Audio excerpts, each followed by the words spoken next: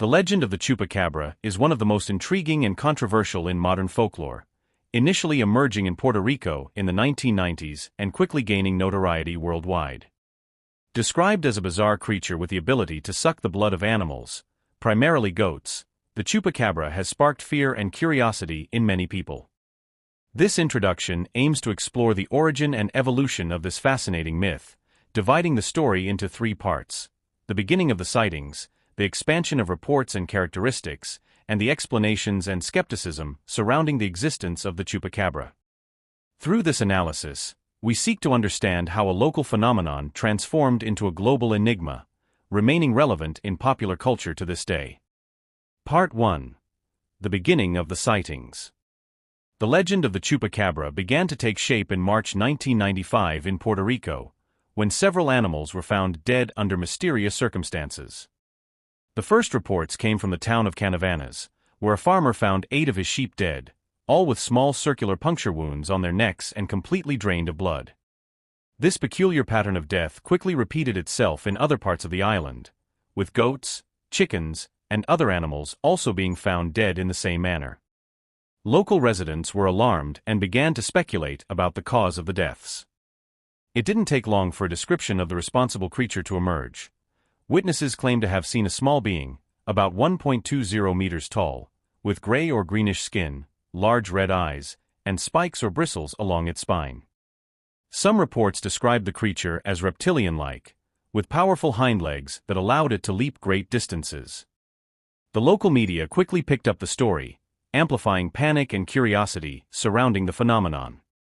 Radio and television programs incessantly discussed the attacks, and the term Chupacabra, literally goat sucker in Spanish, was coined to describe the creature, referring to its supposed ability to suck the blood of animals. With the increase in media coverage, more and more reports emerged, not only in Puerto Rico but also in other parts of Latin America. These reports, although varying in specific details, shared common elements that reinforced the idea of a supernatural or alien creature on the loose. However, even with the growing number of testimonies, physical evidence of the Chupacabra was scarce. There were no remains or captures of the creature, only the carcasses of dead animals with mysterious injuries. Scientists and experts were called in to investigate, but without concrete evidence, explanations remained in the realm of speculation. Thus, the legend of the Chupacabra was established, rooted in fear and fascination for the unknown, with Puerto Rico as the epicenter of the myth. From there, the Chupacabra would begin its journey to become one of the most enduring and debated mysteries of cryptozoology. Part 2. Expansion of accounts and characteristics. As accounts of the Chupacabra spread beyond the borders of Puerto Rico, the myth gained new nuances and characteristics in different regions of Latin America and even in the United States. While in Puerto Rico the creature was described as having a reptilian appearance, elsewhere it was associated with more canine or even humanoid features. In Mexico, for example, reports described the Chupacabra as a creature resembling a dog, with hairless skin, pointed ears, and shining eyes.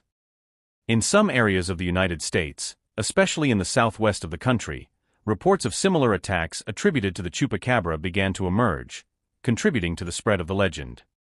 The attacks attributed to the Chupacabra continued to be marked by the same signature: animals found dead, with puncture wounds on the neck and not a drop of blood in their bodies. This fueled fear and speculation surrounding the creature, with many rural communities organizing to try to capture it or protect themselves from it.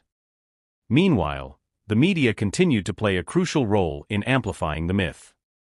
Documentaries, TV shows, and journalistic articles explored the accounts of the Chupacabra, offering theories and speculations about its origin and motives.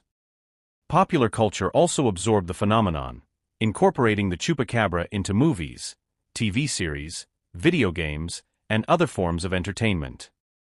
However, even with the growing popularity of the myth, the lack of concrete evidence remained a point of controversy. Skeptics argued that many of the reports could be attributed to common predators, such as wild dogs or coyotes, while others suggested that the Chupacabra was simply an invention of the human imagination, fueled by fear and collective hysteria. Despite alternative explanations, the myth of the Chupacabra persisted, rooted in popular culture and the psyche of the people.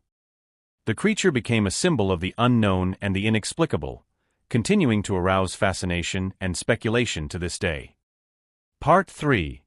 Explanations and Skepticism. As the myth of the Chupacabra continued to spread, various scientific and skeptical explanations arose for the reports of mysterious attacks. While some still firmly held belief in the creature's existence, others sought more rational explanations for the events. One of the most common explanations was that the attacks attributed to the Chupacabra were actually the work of known predators, such as wild dogs, coyotes, or even large birds of prey. In many cases, the injuries on the animals were consistent with the attack patterns of these predators, and the lack of blood could be attributed to gravity or the consumption of the fluid by other animals after death.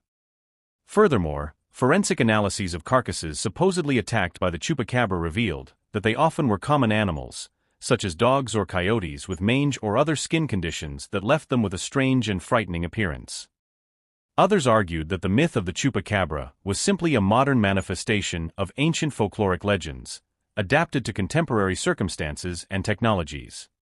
In this view, the Chupacabra would be a kind of scapegoat to explain inexplicable or disturbing events, a convenient narrative to deal with the unknown.